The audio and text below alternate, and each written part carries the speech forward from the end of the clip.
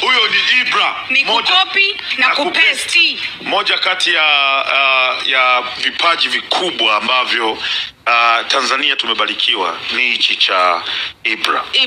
Na mjukuu wa Lukuga. Yes.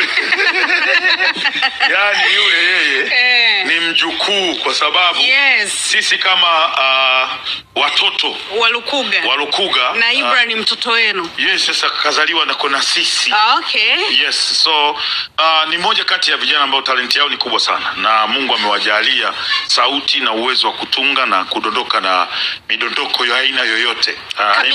Anagonga masingeli, anagonga manini, ana hiyo afu ana ile jamani dana na mwaka huu tukutane mwakani. Unalijua lile neno tukutane mwakani.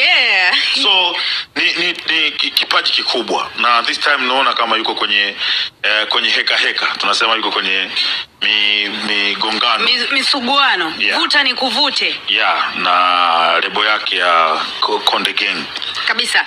Na jana mimi ndo kwa mara ya kwanza nilifuatilia wimbo copy na paste ya kwake Ibra. Niliona Diamond Platnumz ka posti picha kama sabana ya Ibra akimuomba Diamond mchango amsaidie ili aweze kutoka kwenye lebo yake. Yes, ambacho hicho ndo kilipeleka hasira pia kwa Harmonize na akaenda akaposti. Niliona zile picha akaposti. Akaposti zile picha na akaandika ujumbe ambao unaonyesha kwamba Diamond Platnumz alivyoenda Nigeria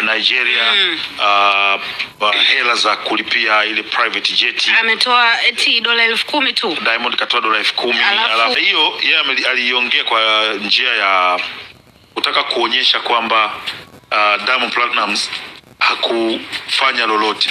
Sikia nikwambie, nataka nikusaidie na watu wote ambao waliona hiyo post. Diamond Platnumz level alofikia sasa hivi, level yake alofikia sio tu private jet kulipiwa au mtu kuchangia au kutoa hela kwa ajili ya safari zake.